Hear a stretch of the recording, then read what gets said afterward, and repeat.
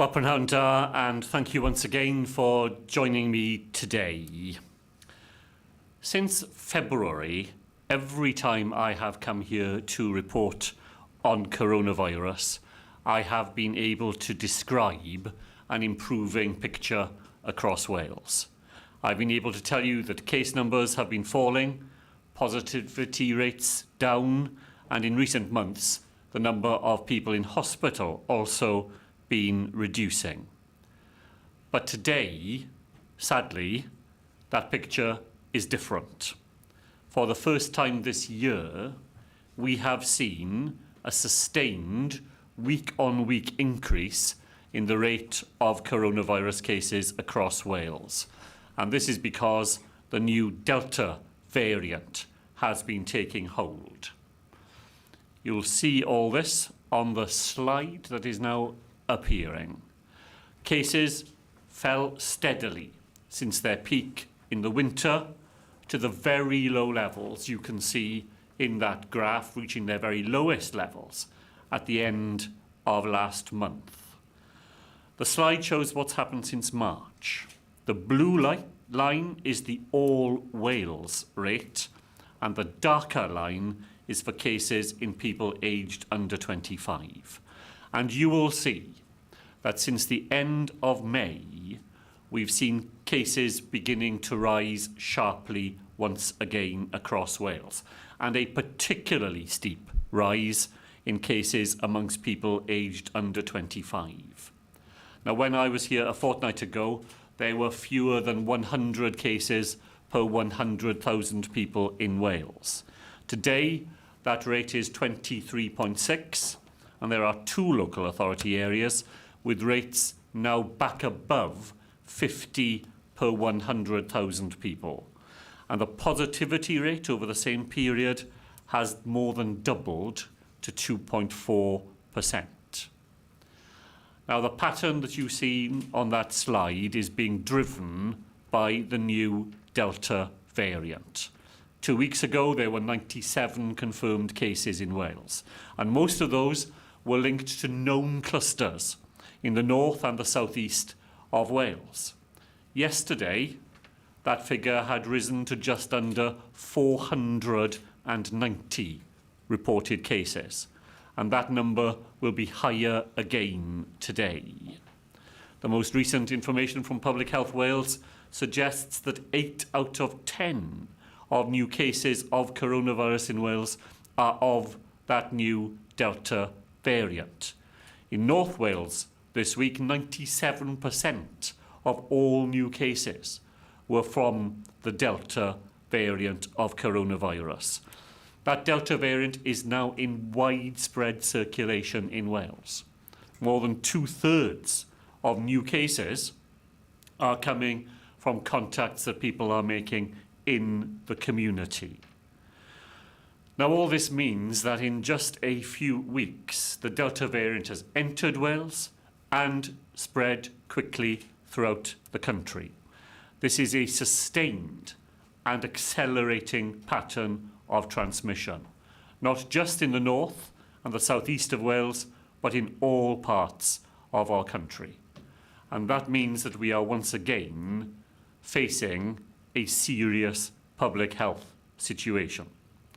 Our scientific advisors believe that the United Kingdom is now at the pre-peak stage of a third wave of this pandemic. Wales may be 2 to 3 weeks behind what is happening in England and in Scotland, where tens of thousands of cases have now been confirmed and where there is widespread transmission and now reports of increased hospital admissions as well. In the last week, the First Minister of Scotland and the Prime Minister for England have both paused their plans to relax coronavirus restrictions because of concern about the Delta variant. And today, I have to announce that we will be doing the same here in Wales. Now, we've reached this conclusion by carefully considering all the data that we have about the current public health context. We've looked at the latest modelling available from Swansea University, and we've looked at the advice from our own expert technical advisory cell and from the UK SAGE committee. The increasing spread of the Delta variant and growth in coronavirus cases therefore means that we will not be going ahead with any new Alert Level 1 indoor relaxations this week or any further relaxations to the regulations over the coming 3-week cycle. This means there will be a 4-week pause in lifting of restrictions, and that pause will allow us to focus on vaccinating even more people to help us to manage the impact of this new wave of infections. And we start from a good place here in Wales. We have the lowest coronavirus rates of any part of the United Kingdom and the highest vaccination rates. A 4-week delay could help to reduce the peak number of daily hospital admissions by up to half. And this is at a time when the NHS is very busy in Wales today, supporting all of our healthcare needs, not just treating coronavirus. Now, although we will be delaying making any substantial changes to the regulations, we are able to make some smaller amendments to make those regulations easier to understand and to apply to everyday life. Thus, from Monday of next week, the size of the venue and a risk assessment will determine how many people can attend an indoor wedding or a civil partnership reception or funeral wake. We will also now begin the reopening of residential outdoor education centres, starting with primary school-age children. We will amend the regulations to bring grassroots music and comedy venues into line with the rules for hospitality. We're going to update the regulations so that they reflect the latest evidence about how businesses can take all reasonable measures to reduce risk on their premises, clarifying the rules about 2-metre distancing for groups of 6 people. And our pilot programme of events will continue over the coming weeks in theatre, sport and other sectors. It will run during the rest of June and into July, testing ways in which larger numbers of people can gather safely in those venues. And today, we will also issue updated guidance about hospital visiting, including the new use of testing to help people to be able to visit sick relatives. We're publishing as well a statement by our scientific advisors about the use of face coverings in schools. There will be no immediate change to our current position, but we will work with schools, local authorities and the teaching unions to find ways for the future, which means that face coverings do not have to be worn in every classroom throughout every day. Now, our focus over the next 4 weeks will be on vaccinating as many people as possible so that we can maximise the protection this gives us against this awful virus. As you can see from this slide, our fantastic vaccination programme has provided nearly 2.25 million first doses. That's 88% of the whole of the adult population of Wales. And we continue to have the best vaccination rates in the UK and some of the best in the world due to the hard work of all our vaccination teams. This week, we reached our target of offering all eligible adults a vaccine 6 weeks earlier than we had originally thought that would be possible. But I want to say this very seriously to everybody today, that those offers will not protect people unless everyone turns up for their vaccination appointments. Over the next 4 weeks, we will offer more than 500,000 doses to help prevent a fresh wave of serious illnesses. Most of those now will be second doses because we've completed or are completing the first dose programme. we'll be speeding up the second doses to make sure people get the full protection the vaccine offers. And my plea to people today is to please come forward for your vaccination, for the invitations that you will receive over the next few weeks to complete that full 2-dose course. We're putting that 500,000 doses of vaccine into the programme over the next 4 weeks, but the only way we will get 500,000 people vaccinated is if those 500,000 people come forward to be vaccinated. The more people who are fully vaccinated, the better our chances are of protecting ourselves and preventing the current situation from going backwards, avoiding the need to tighten restrictions to control increasing hospitalisations.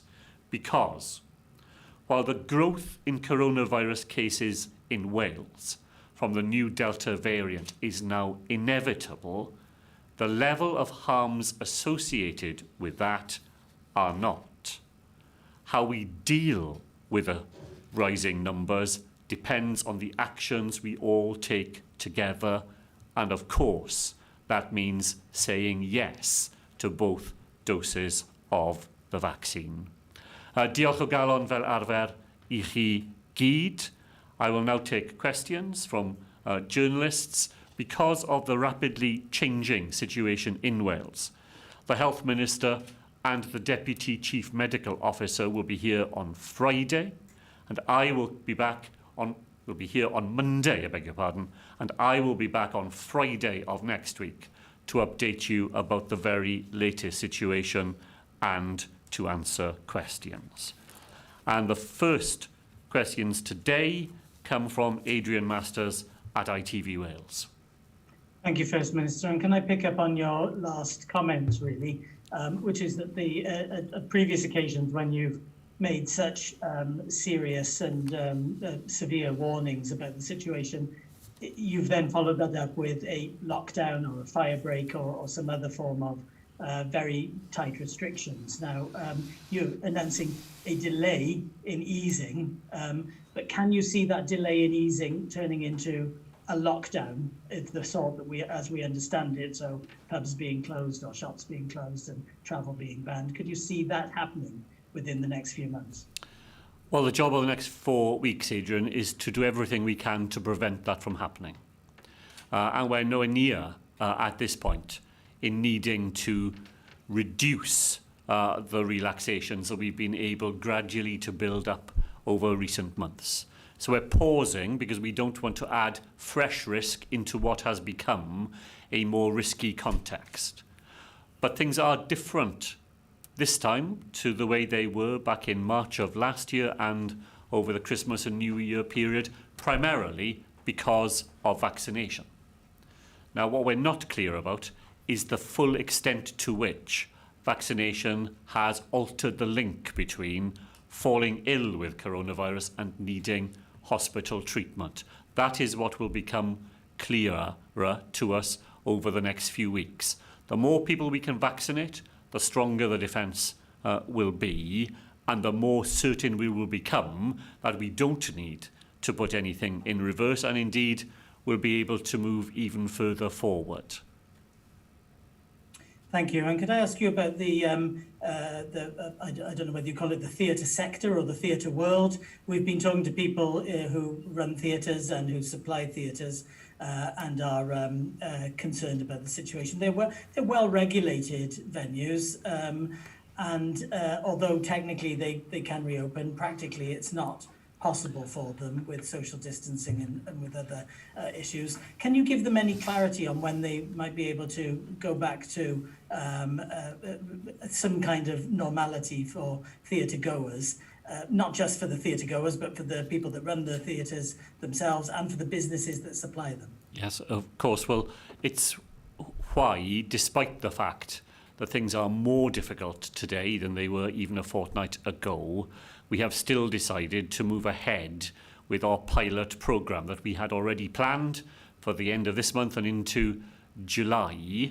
And the pilot programme is designed to find new ways in which we can allow larger numbers of people to return to arts venues, including theatres, but also to sporting venues and to festival events. So we will be carrying out some pilot programmes in North Wales, at Theatr Clwyd, and it's designed to find new ways in which we can put mitigation measures in place while having larger numbers of people being able to attend theatre performances and the other things that I've said. So while I can't offer immediate further comfort to those sectors beyond the fact that they are able to reopen now, albeit on restricted grounds, but we are working with the sector and in a practical way piloting new ideas so that we can get more people back in there and more of those businesses can become properly viable. Thank you. Adrian, thank you. Over to Felicity Evans at BBC Wales.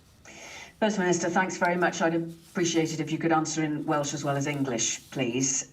Can you give us some more details of the plan for the next 4 weeks? You've said that there's a big emphasis on vaccination. Does that mean that actually there'll be extra vaccinations in the system that you weren't originally planning to be giving out during this month? Will there be any particular targeting of certain age groups or geographical areas in order to try and get more people double dosed? And are there other things that will be going on in addition to the vaccinations?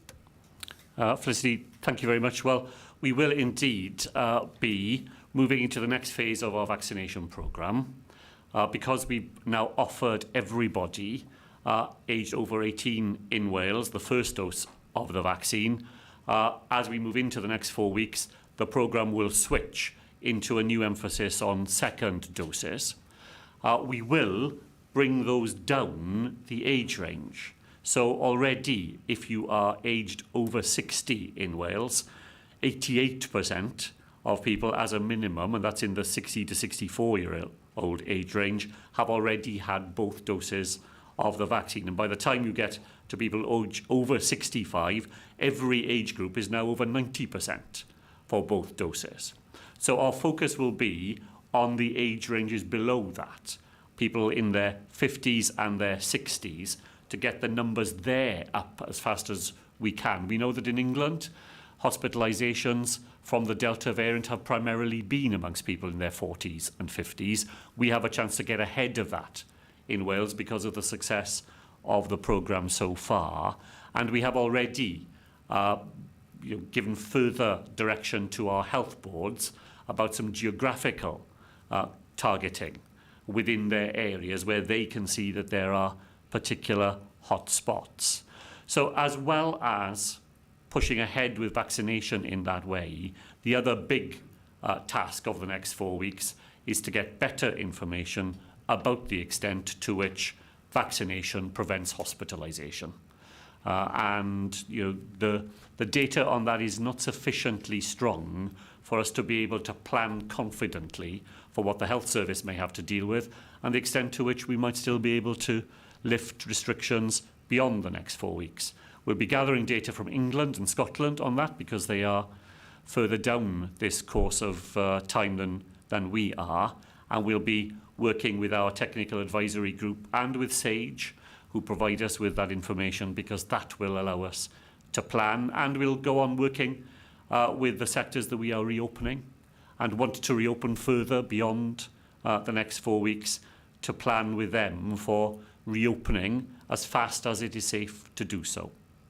So ni'n mynd i defnyddio'r 4 wythnos sydd I ddod I bwrw ymlaen gyda'r raglen frechu, I ganolbwyntio ar yr ail dos ac I ganolbwyntio ar bobl ar ôl 40 a 50 oed, achos ni'n gwybod yn Lloegr pa mae pobl yn orfod cael triniaeth yn yr ysbytai, bobl sy'n fwy na 40 a 50 oed sy'n mewn yr ysbytai yn Lloegr ar hyn o bryd gyda'r amrywiolyn Delta.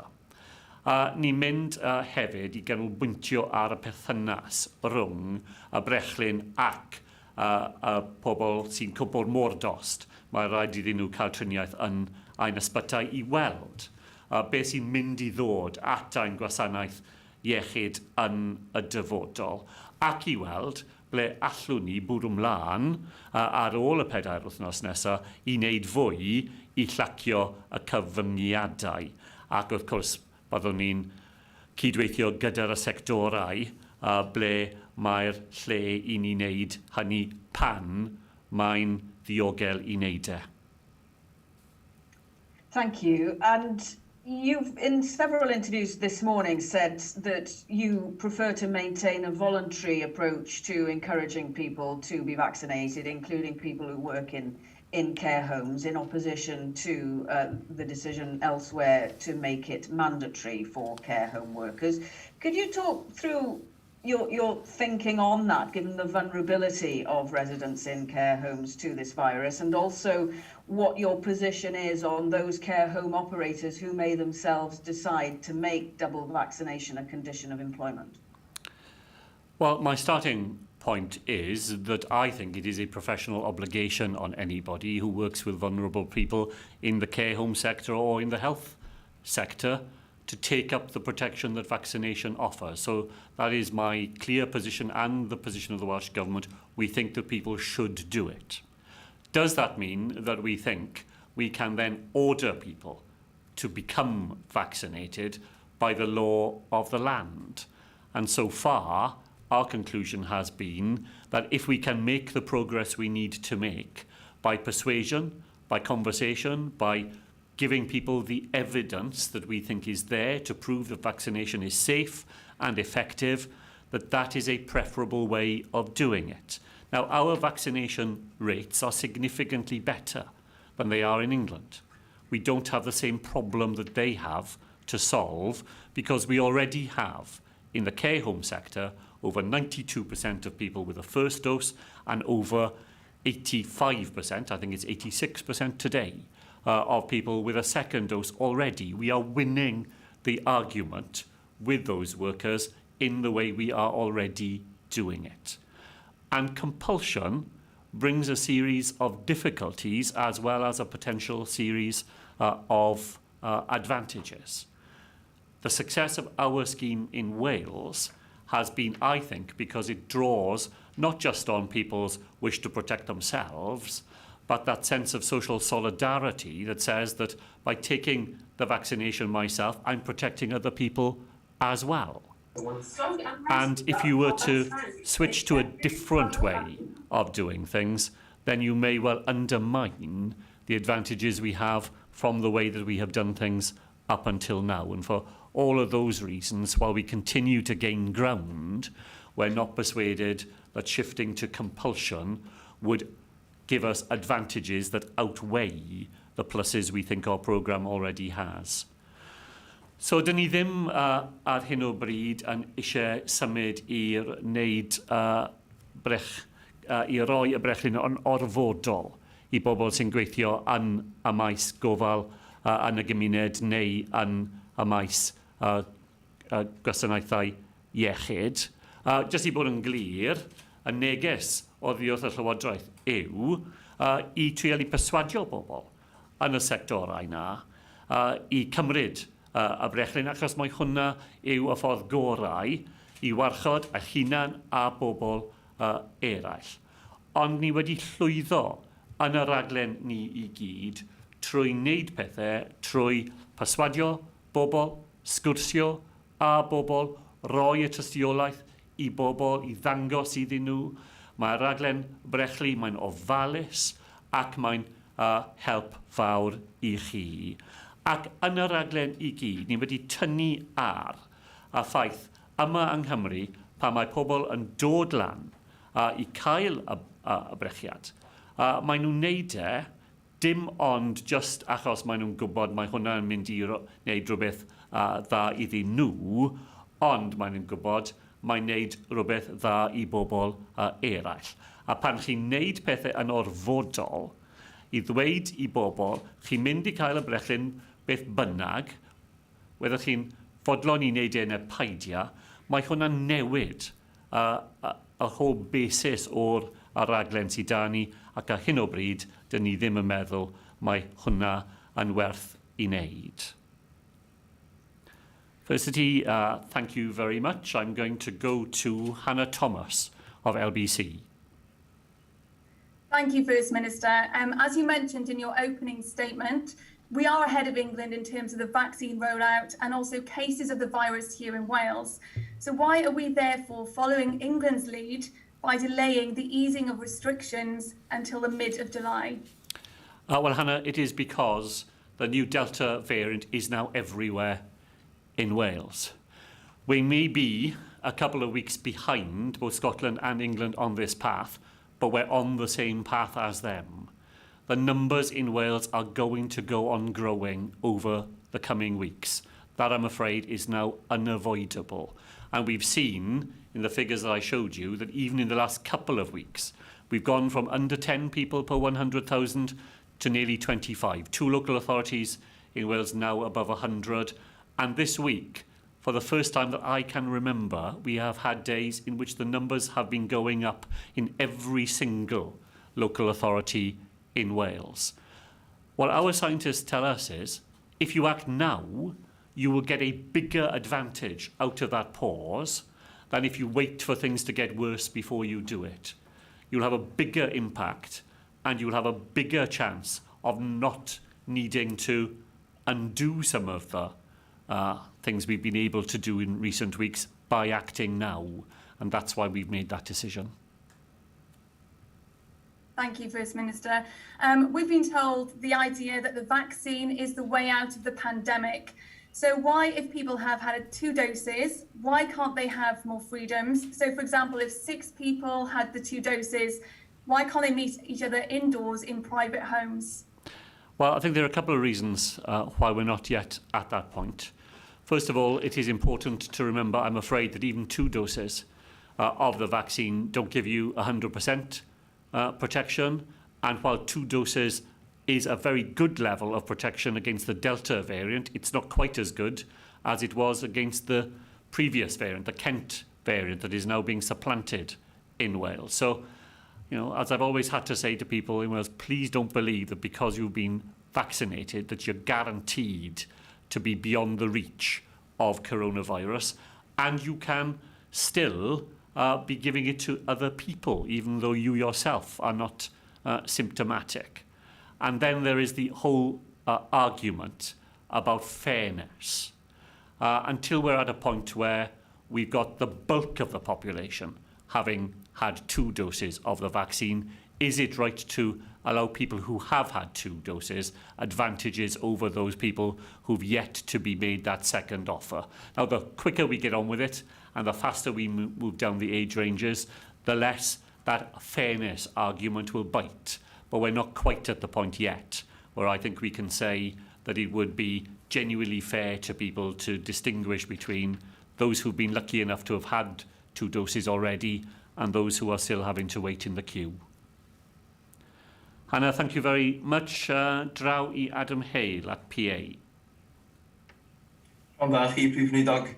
Has England's delaying of its Freedom Day eased the pressure off you, giving you some more breathing space from giving Wales its own such day? Surely, for a number of reasons, compliance, border issues, Wales has only a finite time after England lifts its measures with which it can reasonably expect the public to keep on its side with the ongoing rules. Well, Adam, the first way in which we make decisions for Wales is always to look at what is right for Wales and what is going on in Wales and the advice we get in Wales about the actions that we should take. Of course, we do so in a wider context of the decisions that are made by other administrations in the United Kingdom, and the fact that both Scotland and England have already had to pause further relaxations of restrictions that they were planning does create a context which helps to explain why it is necessary to do that in Wales. But we're not doing it because they've done it. We're doing it because of the advice that we have had that with the new Delta variant spread right across Wales and supplanting very rapidly the former Kent or Alpha variant, now is the moment for us to pause to take advantage of the fact that we're in a better position than either Scotland, Northern Ireland or England, to take advantage of the fact that our vaccination programme has pushed further ahead than any other, and to build those defences up higher so that the new Delta variant doesn't have the effect of driving large numbers of people back into our NHS, preventing the NHS then from doing all the other essential work that they are working so hard to catch up with. Thank you. And you've said today that you don't want to mandate care home workers to get the coronavirus vaccine, with reports that some care workers potentially face losing their jobs if they don't take up the offer of a jab. Is this an example, perhaps another example of the Welsh Government shifting responsibility and potentially blame onto employers and employees with what are public health matters? It's nothing to do, certainly, with shifting blame. Responsibility is shared between the Welsh Government and employers in all sectors, and we already have examples of employers in the United Kingdom who have decided that vaccination is a requirement for people coming into those occupations. As I said, here in Wales, we're getting to very high levels of vaccination, well above the 80%, which SAGE told us was necessary to get a good level of protection in that occupational group, and we're doing it by taking people with us. Individual care homes will make their own decisions. Let's not forget that this is a sector where recruitment is difficult, and where saying to people that they will not be able to carry on working if they're not vaccinated could end up creating a different sort of problem. So it's not a straightforward calculation to make, and I'm quite sure that people who are wrestling with it at the front line will be weighing up all the different risks that are run when you go about the tricky business, the ethically challenged business of deciding whether or not to say to somebody, it's not your choice anymore, we're making that choice for you. We don't think we've reached that point in Wales. We keep it under review, of course, but the success of our vaccination programme means it's not the pressing issue for us that it is in some other parts of the United Kingdom. Adam, diolch yn fawr. Over to Lily Hewitson. Welcome, Lily, from GB News. Thank you, First Minister. Now that the Prime Minister has moved Freedom Day to the 19th of July, do you see any scope for a full-nation approach to the easing of restrictions next month? And how are communications with the Prime Minister? Well, I've always been keen to make sure that where we can, we move together across the United Kingdom. And since Christmas, as I've said here previously, we've had better opportunities to do some of that because we have had a weekly meeting, not involving the Prime Minister, involving the First Ministers of Scotland, Northern Ireland and Wales, and Michael Gove, who's in charge of the Cabinet Office. That has definitely improved our ability to let one another know about the circumstances we're facing, to share ideas about how some of these challenges might best be faced, and we continue to work closely with other governments in the United Kingdom on essential things like the vaccination programme, on testing arrangements, on the way in which travel is organised, and I remain committed to doing that as far as the opportunities are available for us to do so. Thank you. And finally, I saw you were enjoying Wales' second game of the Euros from the office the other day. Just wondering who you'll be supporting in the game tonight. Will it be England or Scotland? Well, Lily, I've been asked this question a few times today on different broadcast channels. I tried to offer a genuinely political answer by saying that I hoped it would be a draw, but some fairly ferocious journalists then pushed me to give them a better answer than that. And what I've said is, this is the moment, I think, for Scotland to show what they can do in this competition. Thank you very much. Thank you. Over to Will Hayward on Wales Online. Thank you, First Minister. You've said that Wales will have offered everyone a second dose of the vaccine by September. That is a conservative estimate given how the rollout is going, and you've said yourself it could be completed before then. What happens to all those vaccination centres once this is done? Do some of them close, or do some of them just immediately begin the second rollout of the vaccine? And bearing in mind that by that point, some of the most vulnerable people in Wales will have actually had their first jab over 9 months ago. Yes, thank you, Will. So two things are happening on this front.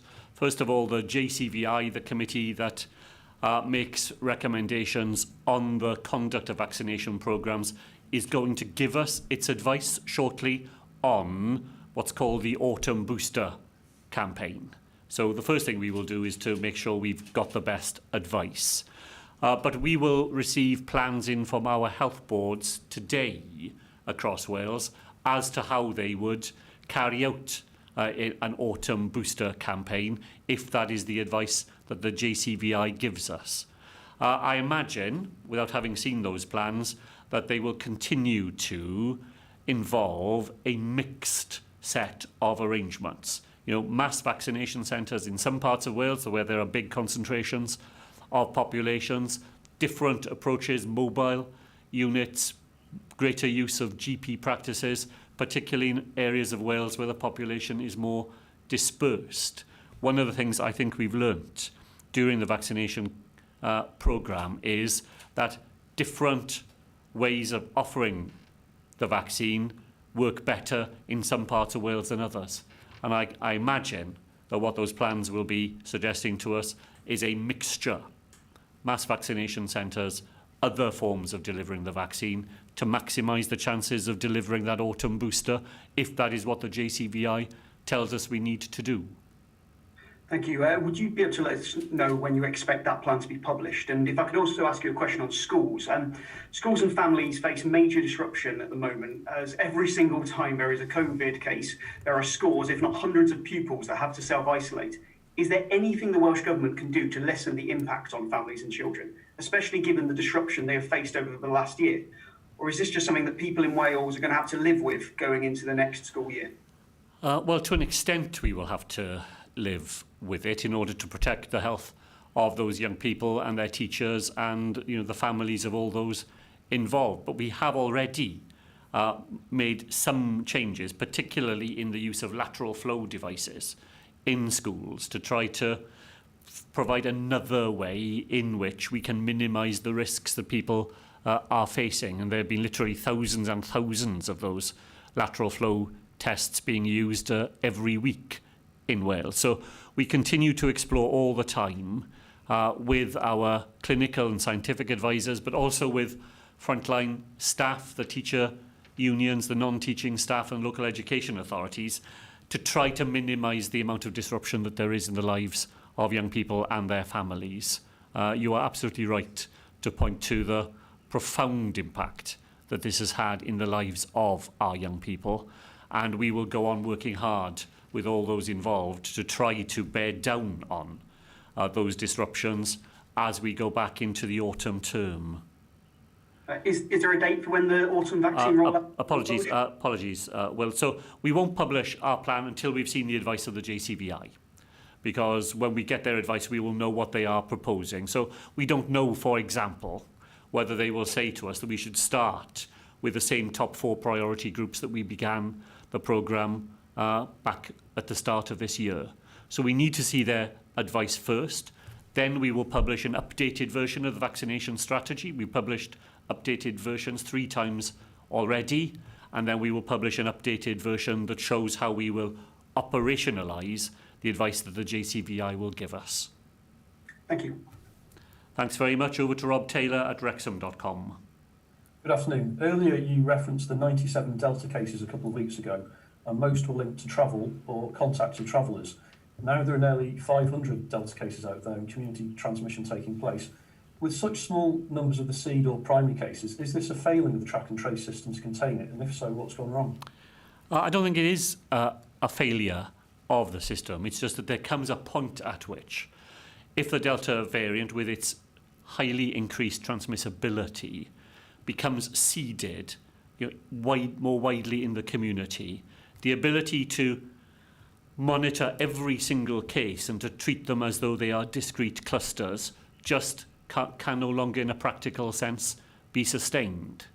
You know, that has already happened in Scotland, it's already happened in England, and now, sadly, in the last week or so, we've seen it happen in Wales as well, where 2/3 and more of the cases are not cases linked to travel, not cases linked to known clusters, but are simply sporadic I think sporadic is the term that public health professionals use. When it is just happening in the community in that way, then you've just got to respond to it in a different sort of way. The TTP system will remain fundamental. All those people will be contacted. All their contacts in turn will be traced and asked to self-isolate. But the idea that you can treat them as a cluster where you know the name of every single individual and every contact they've had and how they relate to one another, I'm afraid when you're dealing with hundreds of cases, that's beyond the capacity of the system to do it in that way. Thank you. And some hospitality businesses and related suppliers that we've spoken to have noticed a drop-off of custom over the last week, and they attribute it to concerns over Delta and issues a few miles north in Chester where several hospitality businesses have closed due to positive tests. How keenly are you watching border areas, and are you considering any new direct revenue style support over these 4 weeks to help with what is already a tough trading position? Well, I think we've said over a number of weeks that when you have clusters of a new variant very close to a very porous border, then the chances of just turning it back at the border are pretty slender. And I'm not surprised at all to hear that people become more cautious as they see numbers going up. So we will work with the sector. My colleague Vaughan Gethin announced £2.5 million extra on Monday of this week to help those businesses affected by the delay that we've had to introduce in the reopening of some indoor hospitality. And we are working on a further package. We discussed the package yesterday at the Social Partnership Council. The details are still being worked through with the different sectors, so there will be more help for businesses here in Wales who find themselves in this situation. Rob, thank you. Over to Shane Brennan at the National. And First Minister, what is the uptake among younger cohorts of the vaccines, and what plans does government have to encourage younger people to take both doses of the vaccine? Well, I can give you yesterday's figures. Today's figures will be published while we are talking. But as of yesterday, people in their 30s, we had 73% of people who'd had the first dose of the vaccine already, and we'd had 68% of people aged over 18 to 29 who'd taken up the first dose of the vaccine. So we've already got very healthy figures, and those figures will be higher today. And the work of the next 10 days will be to drive those numbers up as high as we can, given that all of those people will now have had an offer of a first dose of the vaccine. So some of the fears that there were in the beginning, that there would be higher levels of vaccine hesitancy amongst younger people, are not being borne out in a very alarming way. What we are learning, I think the system is doing brilliantly at this, is that you have to offer the vaccine in different ways to different age groups. So older people particularly need definite appointments in definite places on days that they can plan for. Younger people often prefer a walk-in clinic. They go there when they can, and it's open all day for them and so on. So we're trying different techniques and different ways of offering the vaccination to meet the life circumstances of people in different age ranges, and we are building from what is already a pretty strong base.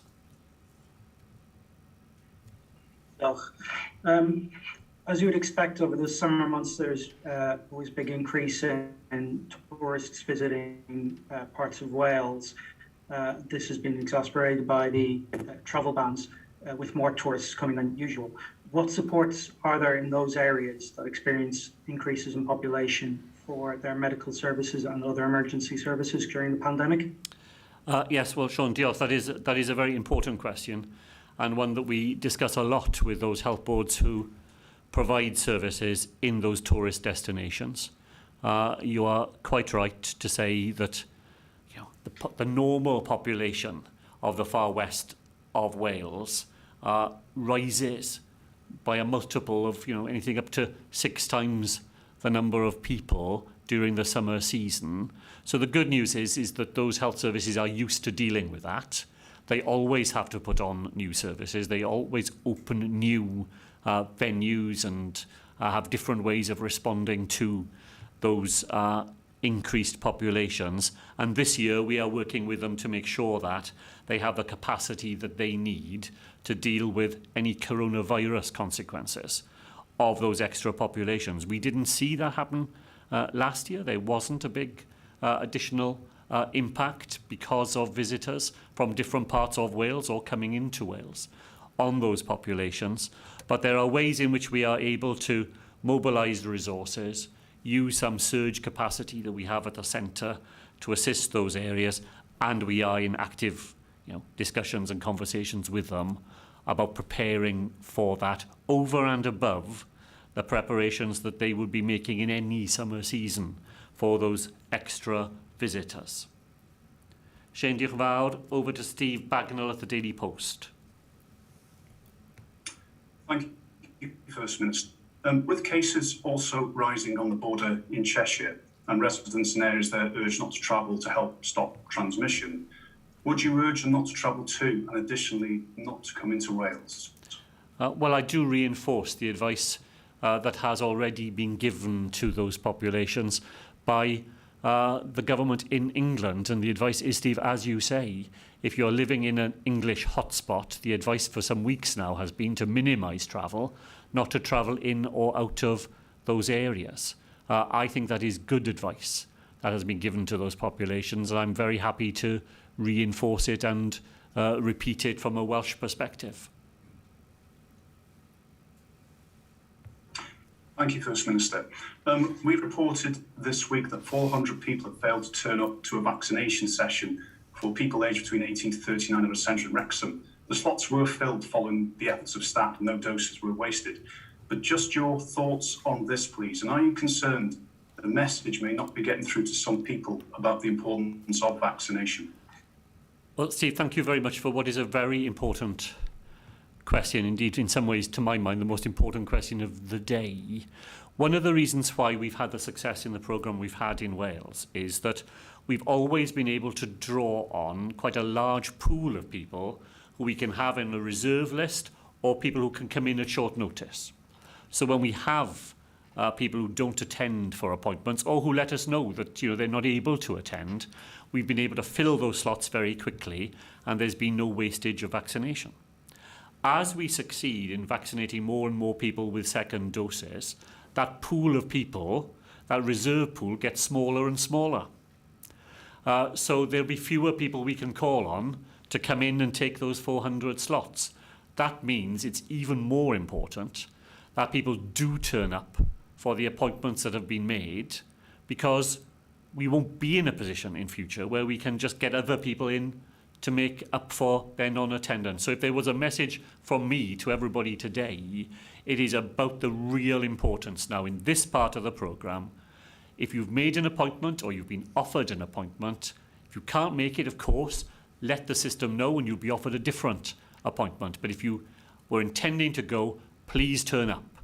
That vaccine is there for you, it will matter to you, and we can't rely now on there being lots of other people who we can call in your place. Steve, thank you very much indeed. Over to Elliot Worthing at That's TV South Wales. Our First Minister. The most recent data released by Public Health Wales shows the infection rate amongst under 25s in Swansea is the 5th highest in Wales. What advice would you like to give to this age group in Swansea? Elliot Penanda, diolch yn fawr. The figures over the whole of Wales are showing at the moment that while rates are rising in the way that I've just described, they're rising slowest amongst the over 60s and they're rising fastest amongst the under 25s. So it's a message for people in Swansea, but it's a message for people everywhere. First of all, you will by now have been offered a first dose of the vaccine. Please go and take it. It really will matter. It will matter to you and it will matter to the people who matter to you as well. And secondly, please think about the risks that you are taking, because those risks are higher today than they were even 2 weeks ago. We have this new variant in Wales. You're much more likely to get it, and people in their 20s are not immune from even the most serious consequences of falling ill with coronavirus. So I know when you are in your 20s, you never think this means you. You always think that somehow you'll be immune from things. But right across Wales and the United Kingdom, we have seen young people fall very seriously ill, take a long time to recover, and in some cases never recover at all. So as well as getting the vaccine, please think carefully. Do those simple things that keep you and other people safe, and then your chances and everybody else's chances of getting through the next few weeks will be much improved. Your First Minister.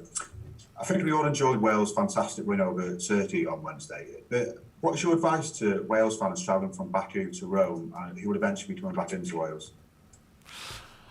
Our advice all the way through has been the same as the advice of the FAW and the Foreign Commonwealth Office, which is don't travel, because you are going to places where the risks are even greater than they are at home, and you risk bringing those risks back home with you.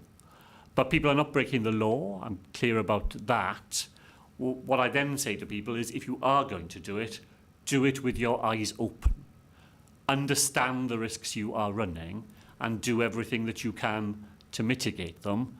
And be aware of the fact that when you come home, you will be obliged to stay at home, to quarantine for 10 days, to have tests while you are in quarantine to make sure that you are not re-importing into Wales viruses that are picked up in other parts of the world. So my best advice would be to enjoy the football and to enjoy it at home, as so many people are doing.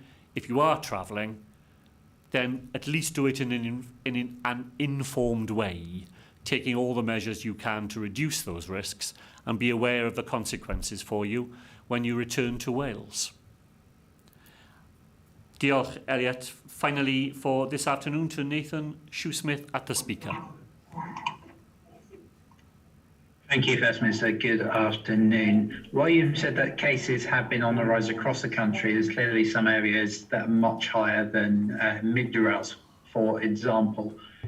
Have you got capacity for a localised approach to testing or vaccinations if needed over the coming weeks? And is that something you're considering? Well, the way that the testing system works is that we can mobilise help from other parts of Wales through the TTP system to places where the virus is in even greater circulation. And you're right, the range in Wales, even today, is from below 10 per 100,000 in a small number of local authorities to over 50 per 100,000 in a small number of others.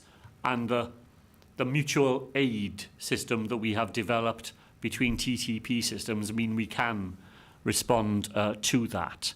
And for some weeks now, local health boards have had the freedom to move vaccination capacity within their own boundaries to focus more quickly on the most affected areas. And we firmed up that advice to them in the last week. It was a sort of permission to do so at the start of what we were beginning to see with the Delta variant. It's more than advice now. It's just saying to health boards, this is what you should be doing. You should use the capacity you have across the whole of the health board to focus more on those places where the need is greatest. Thank you. And it's been suggested that vaccinating school-aged children could help reduce future outbreaks and hence reduce disruption to young people's education. What's your thinking personally on whether children should be vaccinated as a priority, and if there's advice for this to happen, are plans already in place and being made that could allow this to happen in the near future? Thank you, Nathan. So if the advice is that it should happen, if that's what the JCVI concludes, then the plans that we are getting in for health boards today, from health boards today, not only will demonstrate how we could run a booster campaign in the autumn for people who've been vaccinated, but will also set out plans for how children over the age of 12 could be vaccinated in Wales.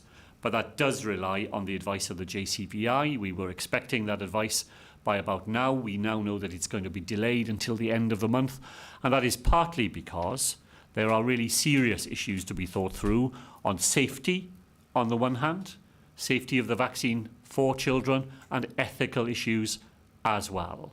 For whose benefit are children being vaccinated? Children are most at the bottom age of the age range, at the 12 end of the spectrum, are very unlikely to fall ill and very, very unlikely to fall ill seriously. However, they transmit the virus to people who could catch it and for whom the consequences would be more serious. Is it ethically right to vaccinate children, because there is always a risk in vaccination, not because it will do them any good, but because it will protect adults? I think those are quite tricky ethical questions, and it's part of the reason why the JCVI has decided to take a bit longer in giving us their advice. If their advice comes through and the answer is yes, it is the right thing to do, then we will have had the plans in today to show how we can do that in Wales. There we are. Thank you. Thank you very much indeed. That's it for today. Diolch yn fawr.